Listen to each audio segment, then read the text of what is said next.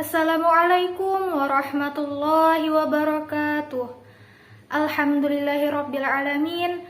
Assalatu wassalamu ala asyrafil anbiya'i wal mursalin sayyidina wa maulana Muhammadin wa ala alihi wa sahbihi ajma'in.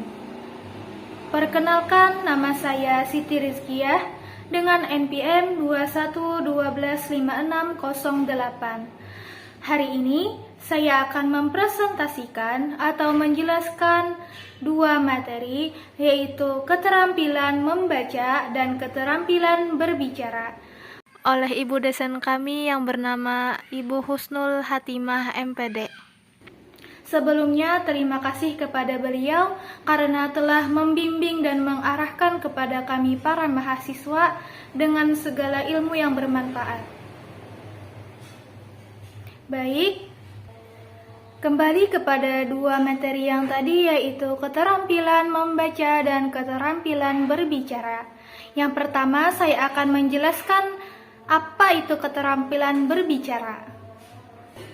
Untuk menjadi terampil dalam berbicara, tentunya ada hal-hal yang harus kita pelajari. Terampil dan bisa tentunya berbeda. Kalau terampil itu artinya ahli dalam bidangnya, kalau bisa dibilang semua orang bisa berbicara, ya bisa, tetapi tidak semua terampil. Jadi untuk menjadi terampil ada hal-hal yang harus kita lalui. Ada 3 poin yang harus kita lewati. Yang pertama, kualitas diri. Yang kedua, kualitas materi. Yang ketiga, kualitas cara penyampaian. Baik, kita memasuki poin yang pertama, yaitu kualitas diri. Bagaimana sih kita bisa meningkatkan kualitas diri kita? Tentunya ada poin-poin lagi yang harus kita lewati. Jadi, simak penjelasan saya ya. Yang pertama, yaitu menciptakan daya tarik. Menciptakan daya tarik di sini adalah memunculkan aura terbaik dari diri Anda, atau juga biasa disebut dengan inner beauty. Dimana jika kita memunculkan atau memberikan inner beauty kita, maka orang melihat kita akan berbeda, sehingga seorang itu bisa membuat kita lebih percaya diri. Jadi pada intinya, tingkatkan kualitas diri Anda yang paling menarik, yang berkaitan dengan inner beauty atau aura tadi. Poin yang kedua, yaitu fokus kepada pendengar. Ketika kita berbicara, jangan hanya fokus kepada bacaan kita. Kita harus bisa memberikan pemahaman kepada semua pendengar, yang mungkin tipenya berbeda-beda. Ada yang tipe pendengar visual, ada yang tipe pendengar logika, ada yang menggunakan emosi, atau tipe orang yang imajinatif. Tentunya hal itu semua itu berbeda. Setiap pendengar kita harus bisa memberikan bacaan yang bisa memuaskan semua pendengar. Kalau bicara kita itu bisa dapat dipahami oleh semua tipe pendengar. Semisal tipe visual. Tipe visual itu melihat apa yang terlihat, seperti pakaian kita, atau cara bicara kita, atau intonasi, atau yang mudah terlihat oleh mata. Jadi bagaimana kita membuat suasana yang bisa memuaskan tipe visual ini, dari cara berpakaian kita yang rapi, cara berbicara kita, cara intonasi kita, atau cara berbicara kita. Adapun tipe pendengar logika. Biasanya tipe pendengar logika ini adalah tipe yang memperhatikan apa yang kita sampaikan. Jadi, apa materi kita yang kita bacakan, dia memperhatikan dengan jelas. Jadi, bagaimana caranya kita memuaskan tipe ini dengan materi kita yang dipersiapkan dengan baik, bicara kita, ataupun sebagainya. Adapun tipikal orang yang memahami dengan emosi.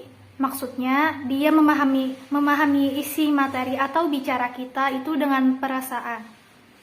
Ada juga tipe orang yang imajinatif. Jadi mereka ini tipe orang yang suka berpikir imajinatif dengan apa yang kita bicarakan. Tentunya kita harus bisa memuaskan semua tipe pendengar, di mana kita bisa memberikan yang terbaik di dalam diri kita. Lanjut, yaitu menguasai proses. Menguasai proses di sini maksudnya adalah kita menguasai isi materi. Bagaimana kalau ada bahasa-bahasa di dalam materi kita yang tidak kita pahami lalu kita sebutkan. Semisal itu bahasanya yang kurang baik untuk kita, tapi kita tidak paham. Lalu kita jelaskan itu ke depan kelas misalnya, atau saat seminar kita sampaikan, malah itu tidak bisa disebut menguasai proses. Jadi artinya maksud menguasai proses di sini adalah memahami isi dari materi dan memahami serangkaian dari apa yang kita sampaikan tadi. Jangan asal bicara atau tidak kita mengetahui artinya, kalau itu tidak baik artinya. Yang keempat, membangun kepercayaan diri. Tentunya kepercayaan diri di sini harus kita lewati dengan beberapa hal lagi, yaitu persiapan. Persiapan di sini bisa kita lakukan dengan menguasai materi, dengan membaca materi terlebih dahulu. Tentunya kalau kita membaca materi terlebih dahulu, kita itu mempunyai modal untuk memberikan presentasi kita atau menjelaskan apa yang kita maksud itu.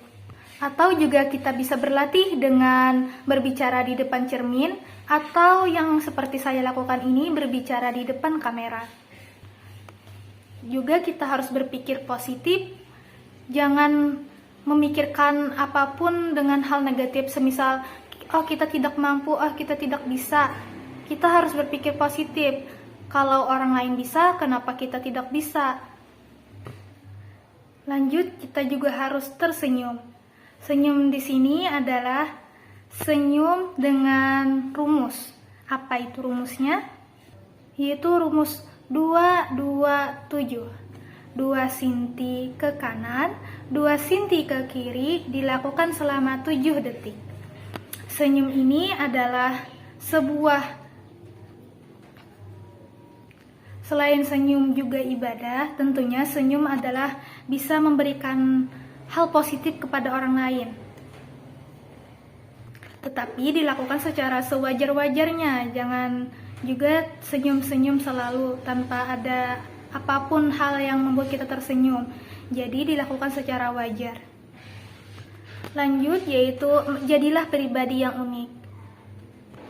Menjadi pribadi yang unik di sini tentunya yaitu memberikan hal yang terbaik dalam diri kita. Apa yang ada di dalam diri kita, kita selami. Apa yang unik dari diri kita. Tentunya kita harus mencari. Masuk ke poin yang untuk keterampilan berbicara tadi, yang kedua yaitu menguasai materi. Untuk menguasai materi tentunya kita harus menciptakan materi yang berkualitas dan tentunya memerlukan keahlian. Saat membuat materi yang berkualitas, tentunya kita harus tahu siapa pendengar materi kita. Tentunya hal ini harus diperhatikan. Siapa pendengarnya? Jangan sampai kita salah sasaran. Yang ketiga yaitu kualitas cara penyampaian. Bagaimana cara kita menyampaikan dengan baik dan benar. Semua itu tentunya sudah berkaitan dengan kualitas diri dan isi materi yang berkualitas tadi. Baik, lanjut. Adapun materi yang kedua yaitu terampil dalam membaca. Keterampilan membaca di sini yaitu terampil artinya ahli. Terampil dan bisa itu berbeda. Kalau bisa itu insya Allah semua juga bisa membaca, tapi tidak semua terampil.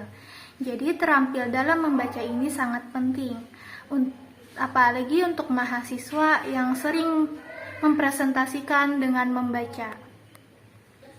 Dalam materi kali ini Keterampilan membaca ini dikhususkan untuk membaca kritis. Membaca kritis di sini sangat diperlukan bagi mahasiswa yang tujuannya tentunya untuk menganalisis, memahami, dan mengerti maksud si penulis. Untuk mengetahui teknik membaca secara kritis di sini dapat dilakukan dengan teknik membaca yang biasa disebut dengan SQ3R. Apa sih itu SQ3R? SQ3R yaitu singkatan. S yaitu survey, Q adalah question, R yang pertama adalah read, R yang kedua reset, R yang ketiga review.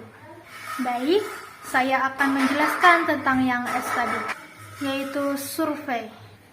Survei di sini dilakukan untuk mengetahui isi atau gambaran secara umum dari sebuah tulisan ataupun buku. Tentunya ada hal-hal yang harus kita lewati dalam melakukan survei. Apa saja itu? Yang pertama, membaca judul. Yang kedua, membaca pendahuluan.